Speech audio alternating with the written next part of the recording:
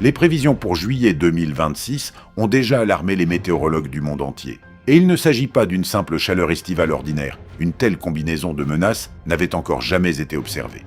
L'Organisation météorologique mondiale a officiellement déclaré, cet été, des phénomènes et des températures anormaux ont été enregistrés quasiment partout sur la planète, et ce, simultanément. Passons maintenant aux faits. Au-dessus de l'Europe occidentale et centrale se forme en ce moment même ce que les météorologues appellent un dôme de chaleur. Nous avons déjà vu ce phénomène en mai. Imaginez un immense couvercle invisible posé sur le continent. L'air chaud ne peut nulle part s'échapper. Il reste en surface, se réchauffe encore davantage sous l'effet du soleil, et les températures grimpent jour après jour, sans pluie, presque sans nuages. En France, fin juin, les thermomètres ont déjà largement dépassé les 40 degrés. Mais ce qui va se passer ensuite, voilà ce qui est vraiment intéressant. Plusieurs modèles informatiques indiquent ce qui suit. Aux alentours du 10 juillet, la France sera frappée par une nouvelle vague de chaleur, avec un pic attendu le 14, jour de notre fête nationale. Certaines régions du pays pourraient en connaître 44, voire 45 degrés. Le ministre de la Transition écologique évoque déjà une forte probabilité d'une nouvelle vague de chaleur extrême. Météo France confirme, tout le mois de juillet sera nettement plus chaud que la normale. En Allemagne, les météorologues suivent les chiffres avec une inquiétude particulière. Début juillet, des températures pouvant atteindre 42 degrés sont prévues dans la région du Rhin supérieur et du Rhin-Main. Ce serait un nouveau record national de température pour le pays. Presque toute l'Allemagne devrait atteindre entre 35 et 41 degrés. Et la particularité de cette année, ce sont les nuits. 26 degrés la nuit dans les grandes villes, voilà la nouvelle réalité. L'Espagne et le Portugal se trouvent dans la zone des prévisions les plus extrêmes, 42 à 45 degrés. Ce n'est pas une erreur. Plusieurs modèles météorologiques envisagent précisément de tels pics sur la péninsule ibérique en juillet. Et la probabilité d'un été anormalement chaud y dépasse déjà 70%. La Grèce et les Balkans ne seront pas épargnés non plus. L'anticyclone subtropical africain s'est figé au-dessus de la région. Des vagues successives d'air brûlant en provenance d'Afrique du Nord vont s'abattre sur le Péloponnèse et les îles de la mer Égée. Dans les zones montagneuses, des éclairs secs, sans une seule goutte de pluie. La Méditerranée, sa surface est actuellement 6 à 7 degrés au-dessus des normales saisonnières. Ce n'est pas simplement une eau agréable pour se baigner, c'est un réservoir d'énergie colossale. Et c'est précisément lui qui, en juillet, alimentera ce qui va suivre. Mais nous y reviendrons dans un moment. En attendant, retenez ceci. Le dôme de chaleur sur l'Europe, ce n'est pas simplement du beau temps chaud. C'est un blocage atmosphérique en forme de la lettre grecque oméga, capable de maintenir la fournaise en place pendant des semaines. Les modèles météorologiques britanniques et français détectent déjà les signes d'une telle structure pour début juillet. Juillet 2026 renferme un paradoxe difficile à saisir au premier abord. La même chaleur qui dessèche forêts et champs jusqu'à les transformer en poudre crée simultanément les conditions idéales pour des orages catastrophiques. Voici comment cela fonctionne. L'air chaud et humide près de la surface, au contact des courants froids en altitude, déclenche une convection d'une telle puissance que naissent des supercellules. Ce sont des structures orageuses particulières, organisées, à longue durée de vie et extrêmement dangereuses. Ce sont elles qui engendrent des vents violents, de la grêle dévastatrice et des tornades. Nous avons récemment évoqué un phénomène similaire.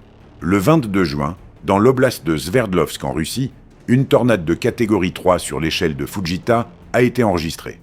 Près d'une centaine de maisons et d'entreprises ont été détruites ou sérieusement endommagées. Les météorologues préviennent que de tels phénomènes se produiront de plus en plus fréquemment, en particulier dans les régions qui n'y sont pas préparées. Les zones à risque de tornades pour le mois de juillet sont la Slovénie, le nord-est de l'Italie, ainsi que certaines régions d'Allemagne et de Russie. Les prévisions contiennent déjà des alertes explicites à ce sujet. La date clé pour l'Europe centrale, c'est le 3 juillet. Après des semaines d'une chaleur étouffante, un front froid s'abattra sur la région. Pour Moscou, les météorologues prévoient ce jour-là des vents violents, de la grosse grêle et des pluies orageuses. En Basse-Saxe allemande, des rafales de vent pouvant atteindre 70 km/h et des pluies intenses sont prévues pendant plusieurs jours. C'est précisément cette région où, il y a une semaine à peine, les températures avoisinaient les 40 degrés. À partir du 8 juillet, une deuxième vague de temps instable pourrait s'abattre sur l'Allemagne. Encore des orages, encore des risques de phénomènes extrêmes. Autrement dit, le mois de juillet là-bas ressemblera à ceci. Chaleur anormale, passage d'un front froid, courte accalmie, nouveau passage violent. L'Espagne se prépare à un juillet orageux, au sens propre du terme. Du 6 au 13 juillet, le modèle européen prévoit le passage de creux d'altitude et de dépressions atmosphériques isolées, un phénomène désigné sous l'acronyme DANA. Une masse d'air froid coupée en altitude du flux principal, en suspension au-dessus d'une surface surchauffée. Le résultat, des précipitations locales, mais d'une intensité extrême.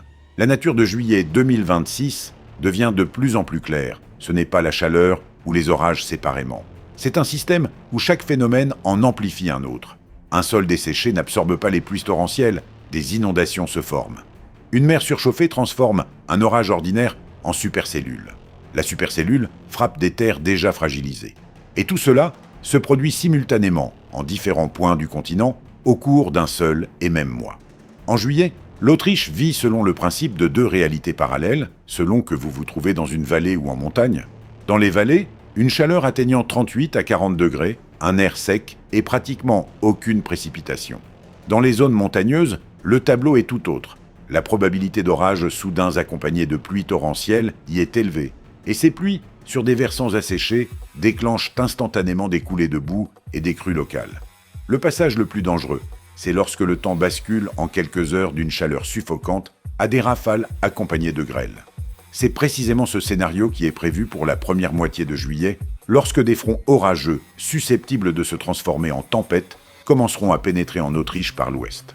Quelques mots sur l'effet de feuilles prévu en juillet, aussi bien en Europe qu'en Russie. La combinaison d'une chaleur extrême, d'un air extrêmement sec avec une humidité inférieure à 10% et de vents persistants déclenche un phénomène appelé sécheresse éclair, où la végétation se dessèche littéralement en quelques heures. Cet effet est observé pour la première fois en Bretagne, une région de France historiquement considérée comme l'une des plus humides d'Europe occidentale. Les Pays-Bas ont, pour la première fois de leur histoire, émis une alerte rouge à la chaleur extrême, qualifiant la situation de dangereuse. La Belgique a également déclenché une alerte rouge, là aussi pour la première fois. Fin juin, environ 44% du territoire slovaque se trouvait dans des conditions de sécheresse, des sols significatives ou extrêmes.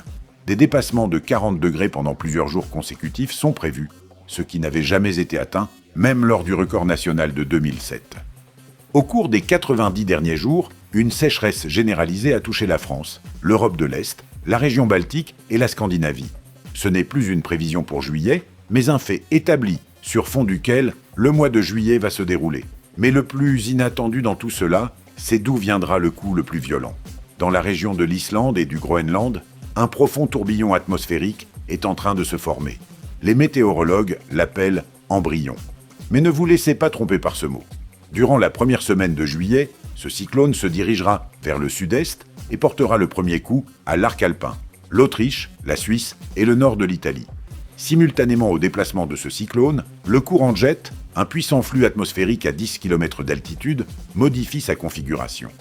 Il s'étire depuis le Canada à travers tout l'océan Atlantique, directement vers l'Europe, formant ce que les météorologues appellent un couloir vert pour les tempêtes. Autrement dit, les systèmes dépressionnaires atlantiques disposent d'une voie directe vers le continent, et ils en profiteront. Le Met Office, service météorologique britannique, le confirme clairement. Tout au long du mois de juillet, des systèmes dépressionnaires atlantiques traverseront successivement les îles britanniques, les uns après les autres. Non pas un seul cyclone, mais une série. Des périodes de pluie et de vents violents alterneront avec de courtes éclaircies. Dans certaines régions du pays, les températures chuteront de 15 degrés en l'espace de quelques jours, passant de la chaleur estivale à une fraîcheur quasi automnale. Mais le clou du spectacle, c'est ce qui se passera lorsque cette terre Atlantique froid rencontrera cette Méditerranée surchauffée dont nous avons parlé plus tôt. La Méditerranée occidentale est actuellement 6 à 7 degrés au-dessus des normales. Et cette masse d'eau surchauffée agit comme une gigantesque chaudière. Lorsqu'un air plus frais arrive du nord et passe au-dessus de cette couche, le contraste des températures amplifie considérablement l'intensité de la convection. D'un orage ordinaire naît une supercellule. Et d'une supercellule, dans certaines conditions, un médicane. Les médicanes sont des ouragans méditerranéens, un phénomène qui, il y a encore quelques années, était considéré comme une rareté et qui est désormais de plus en plus fréquent. Au cours de la saison 2025/2026, la Méditerranée a déjà subi 4 tempêtes nommées Amy, Benjamin, Goretti et Leonardo. La dernière, la tempête Leonardo, a été une véritable catastrophe pour la péninsule ibérique. Selon les données du rapport international Hurricane Informer 2026, les tempêtes tropicales et extratropicales se forment de plus en plus en dehors de leur zone traditionnelle. La Méditerranée est en train de devenir un nouvel incubateur à ouragans. Les zones à risque de formation de médicanes en juillet sont les îles Baléares, les côtes espagnoles et celles du sud de la France, ainsi que les eaux autour de la Sicile et de la Sardaigne. L'océan, lui non plus, n'est pas calme. Juillet est traditionnellement le pic de la saison des typhons dans le nord-ouest du Pacifique. Cette année, le Centre national du climat de Chine prévoit la formation de 4 à 5 typhons rien que pour le mois de juillet, soit davantage que la moyenne habituelle. 2 ou 3 d'entre eux pourraient toucher des terres. Les zones menacées sont la Chine, le Vietnam, les Philippines et le Japon. Simultanément, dans le golfe du Bengale, une circulation cyclonique est attendue aux alentours du 2 juillet et pourrait se développer d'ici le 3 ou 4 en une véritable dépression représentant une menace pour la côte est de l'Inde. L'Atlantique reste pour l'instant relativement calme. Les premiers systèmes tropicaux commencent tout juste à se former. Mais les météorologues préviennent, même si aucun ouragan atlantique ne frappe directement les côtes européennes, son énergie se transformera en cyclones extratropicaux et atteindra quand même le continent, sous forme de vents violents, d'inondations et de brusques coups de froid. Passons maintenant à la Russie, où de nombreux points importants méritent d'être abordés. Le kraï de Krasnodar est le littoral de la mer Noire. Les experts les désignent comme l'épicentre de la canicule dans le sud du pays. Les températures diurnes y resteront durablement au-dessus de 35 degrés, et lors des pics, l'oblast de Rostov pourrait connaître jusqu'à 41 degrés, une alerte aux tempêtes y ayant déjà été émise. La nuit, les températures ne descendront pas en dessous de 24 degrés. Mais le plus inattendu sur le littoral de la mer Noire, ce n'est pas la chaleur. Roshydromet, le service russe de météorologie et de surveillance de l'environnement, a émis une alerte concernant le risque de formation de trombes marines au-dessus de la mer Noire, sur le tronçon allant d'Anapa à Sotchi.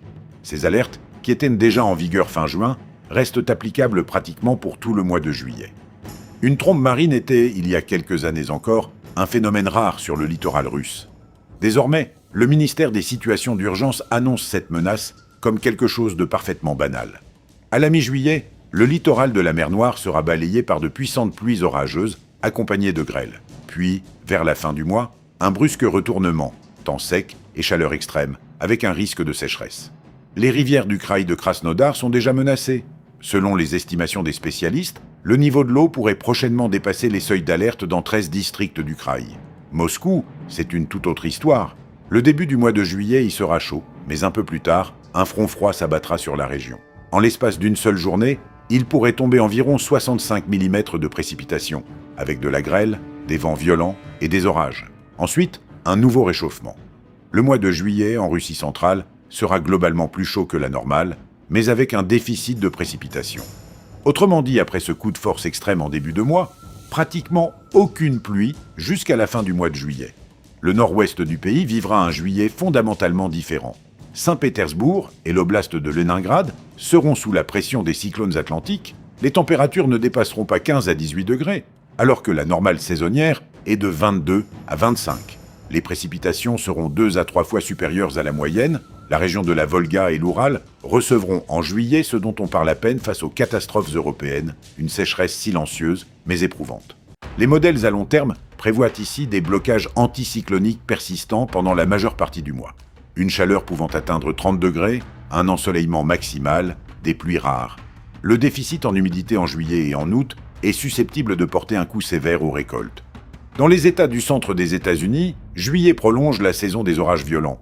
L'Ohio, la Pennsylvanie, l'ouest de l'État de New York, ce sont des zones à risque de formation de tornades. La saison dans la région des Grands Lacs devrait, selon les prévisions, se poursuivre jusqu'à la mi-juillet. On retrouve ici la même logique globale. Air surchauffé, atmosphère instable, puissant système convectif. Et voilà l'essentiel de ce qu'il faut comprendre sur le mois de juillet 2026 dans son ensemble.